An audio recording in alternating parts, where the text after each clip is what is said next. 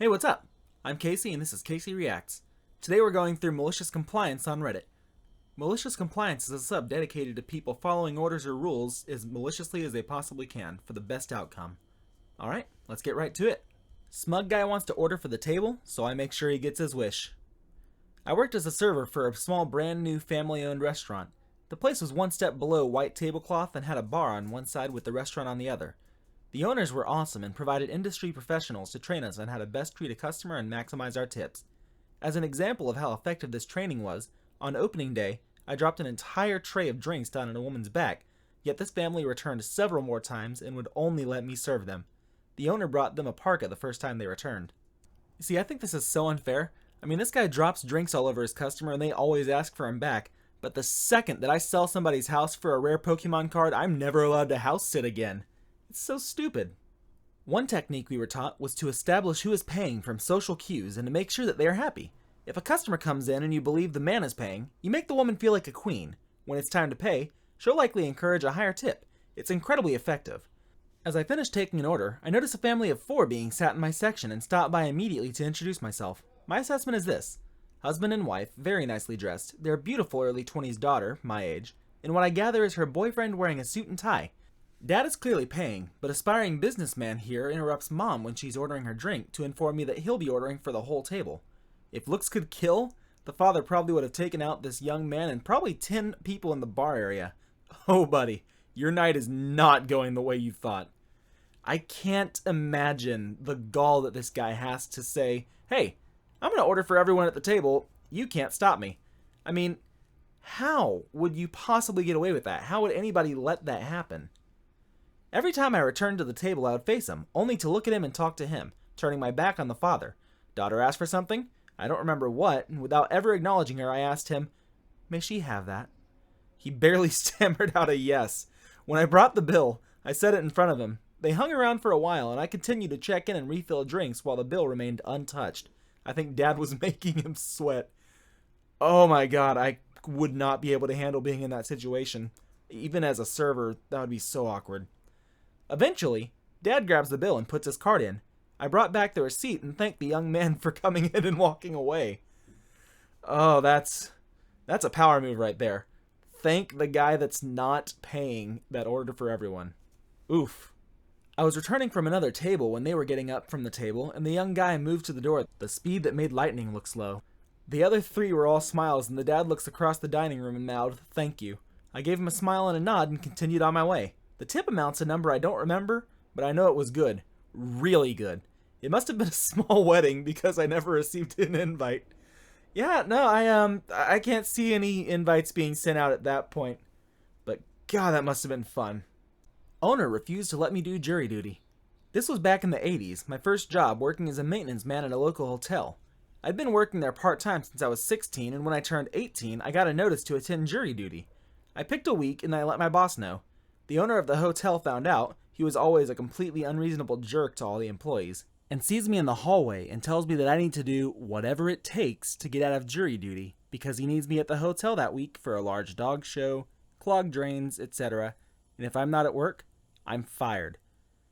I'm pretty sure that that's incredibly illegal. I don't think that you can threaten to fire somebody over jury duty. I think that's a government mandated thing.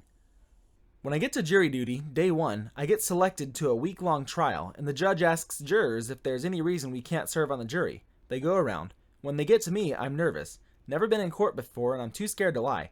I tell the judge that the owner of the business I work at will fire me if I'm not back today, and I needed to do everything I can to get out of jury duty or I'm fired.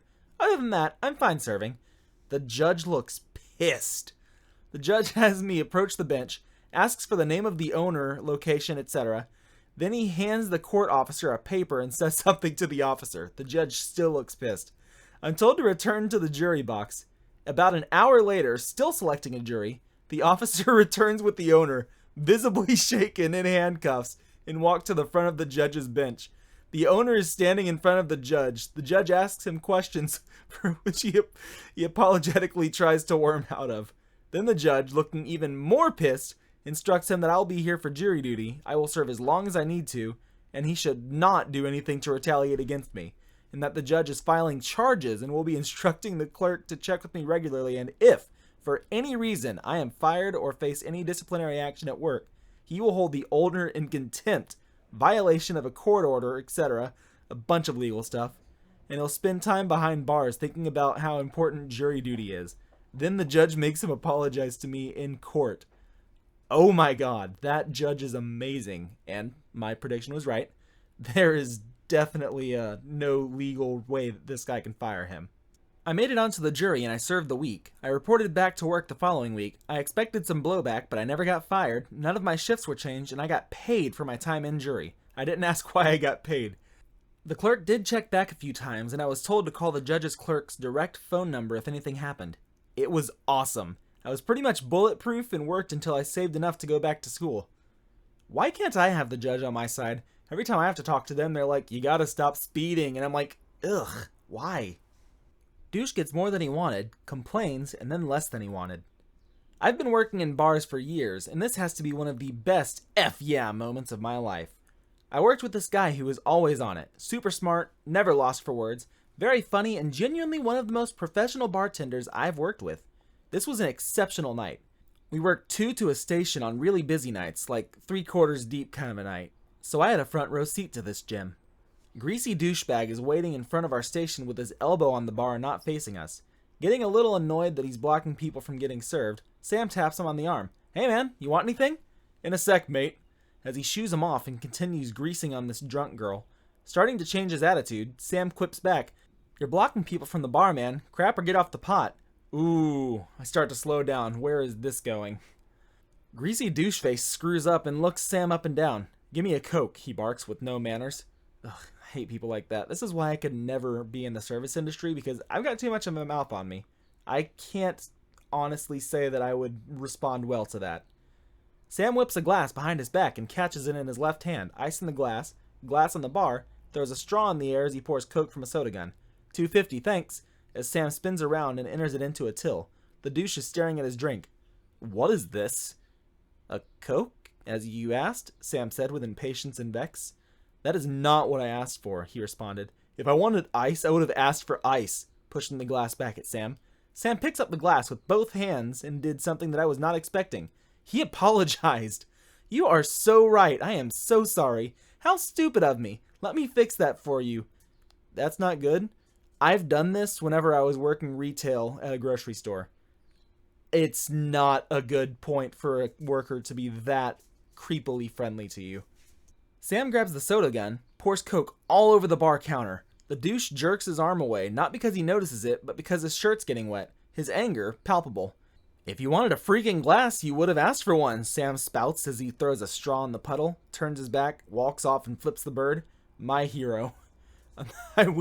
I wish. I've always wanted to be a bartender. I really, really wish that I had the money to own my own bar. I could deny people service if they're being jerks to my employees or to other customers. It would be amazing to be able to just throw people out and say, yeah, I am the manager, Karen. Get out. Yes, I want a coffee without any coffee. Been saving this story for a while now. I just thought I'd share something light and funny to start the weekend off. The usual warnings, long-time reader, first post, mobile, etc. Years ago, I worked for the Big Canadian Coffee and Donut Shop, mostly working the evening shift. If you aren't familiar with the Big Canadian brand coffee shop, the cream and sugar are dispensed by a machine that's calibrated to the amount determined by corporate. Also, if you're unfamiliar with Canadian brand donut and coffee shops anyway, it's probably Tim Hortons. They're huge up there. If you're used to ordering at the Fancy Green Place or the Running Donut Place, the number of sugar and creams you order may need to change depending on how much you actually want. Not quite sure what the Green Place is. It's pretty tough. Starbucks. Sorry, I had some Starbucks stuck in my throat. And the Running Place, I'm assuming, is Dunkin' Donuts because America runs on Dunkin'. Dunkin' Donuts, please pay me now. One night, we had these 3 bikers drive in, and you could tell they had been on the road for a while. Their ringleader was your stereotypical biker. Tall, wide shoulders, big beard, covered in leather, kind of like my grandma. His friends were shorter, but otherwise still had the whole tough but tired look going on. My coworker was in the back working soup and sandwich, but it's only 3 people and it's been a slow night. No worries. Just need to get these tired boys some caffeine and wish them good night. The ringleader. I want an extra large 12 and 12. Me. Are you sure, ringleader? Did I stutter? Me. Okay, but that's only friend 1. Did he stutter? That's at least what I'm assuming he sounds like. I can't be 100% sure, but that's what I picture bikers sounding like, probably. No, he did not. So off I went to make him exactly what he asked for. I grabbed a cup and put it under the sugar dispenser while I pressed the ×3 button 4 times, 12 XL shots of sugar. Then I went over to the cream dispenser and did the exact same thing. Now, fun fact, the cream and sugars are measured to dispense 1/12 of the cup size that you're selecting. So by the time that all 12 shots of creamer were dispensed, the cup was basically full. I stirred the creamy sugar mixture around before I pulled an itty bitty splash of coffee in his cup, just enough to bring it up to the safety line of the cup. I tried asking him if he wanted me to heat it up or anything, but I basically got the same exact runaround from him and his friend. Obviously, the guy knew what he wanted and he didn't need me to tell him what he was ordering. They grabbed the rest of their order and drove out into the night. Now, you would think that was the end of the story. The big angry biker man got his nasty cream sugar drink and left me sitting there wondering if the rest of the world had been drinking their coffee wrong this entire time. But no. I was lucky to be working the next afternoon when he came back in. Mr. Ringleader came back in all by himself the next day and shuffled up to the counter. I could tell he must have been embarrassed because his voice was a lot softer this time. He knew he screwed up. The glorious aftermath is that he apologized and confirmed the drink had been utterly disgusting. Turns out he was used to ordering from the fancy green coffee place, and they use way smaller measurements for their cream and sugar. Once I knew where he was used to ordering from, I made him the approximately same drink using our measurements, roughly a triple, and I sent him on his way. I only wish I could have seen his face when he took that first sip. Now, not gonna lie, creamer isn't great by itself, but there are certain creamers that are just amazing if you just take like a shot of it. I worked at a gas station at one point, and I had these little shots of creamer, which was the Cold Stone ice cream creamer. It tasted just like the melted butter on an Eggo waffle. Granted, I'm also kind of disgusting, so that makes sense that I would like that. Give me a hard time when I'm serving you and your friends? Okay. Years ago, I worked at a busy corporate sit-down burger restaurant. One day, I'm hustling through the lunch rush, and I have 6 college guys sit down. One guy flags me over and loudly pronounces that they're ready to order right away. What are you guys having? I ask. Guys? The same guy says with a smirk on his face. Guys? That doesn't sound like a very professional greeting to me.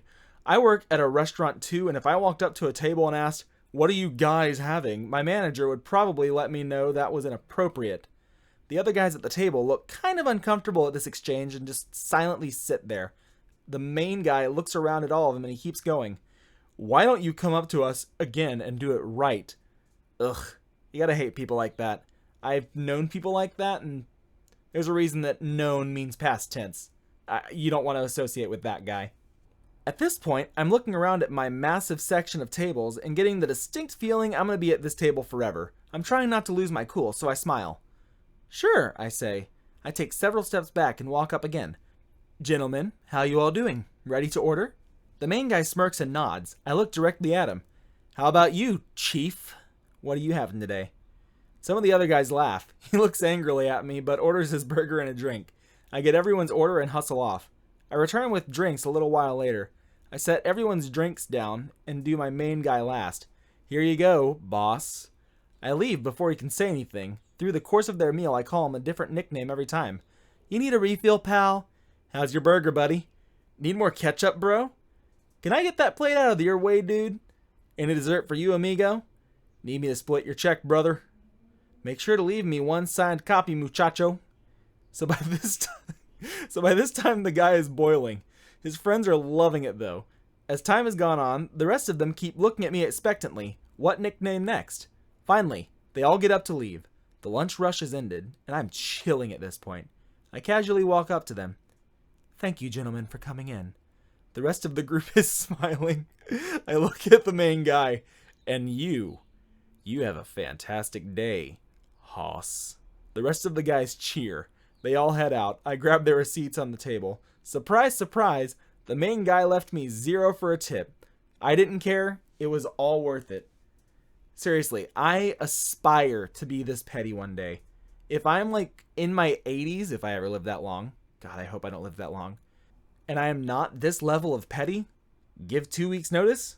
Fine. Bye. I was working at this clothing store years ago, no commission. It was the brand's first store in my area, and I stayed with them for about 2 years. They were pretty desperate too, as they hired me on the spot. Anyway, all the supervisors I liked ended up quitting, and the remaining ones were just plain not nice. I was the youngest on the team, and they always excluded me and bullied me.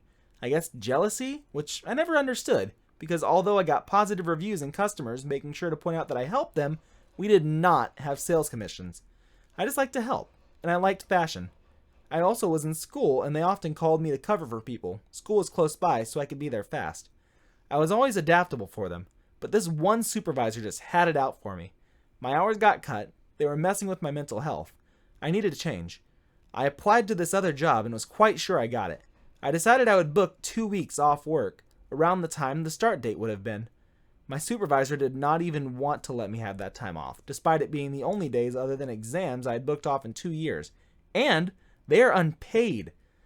I can't stand managers like that. I've worked a lot of jobs in my life. Granted, I'm only 24, but for a 24-year-old, I've worked a lot of jobs. And I've had my share of really, really crappy managers. The ones that just want to have that stranglehold on you are not worth it. If you're in a job like that, get out because it's not worth staying. Fast forward to the day before my 2-week vacation. I got the job. I show up at the clothing store, no shift, and ask to speak with my supervisor. We talk. I quit. She had this sarcastic happiness, but I didn't care. I was over it. The supervisor made it clear that I was still required to work all my shifts for the next 2 weeks and that I better not slack. I smiled at her, thanked her for acknowledging my work ethic, and put my name tag and keys on her desk. She looked confused. I reminded her that I took 2 weeks off, so this is goodbye. I turned around and left. Mental health has been so much better without her. The store is now closed permanently. Hey guys, thanks for watching. Be sure to come back throughout the week for more content. Please like and subscribe to help keep this channel going. Y'all have a great week, and please be as petty as possible. It's really fun.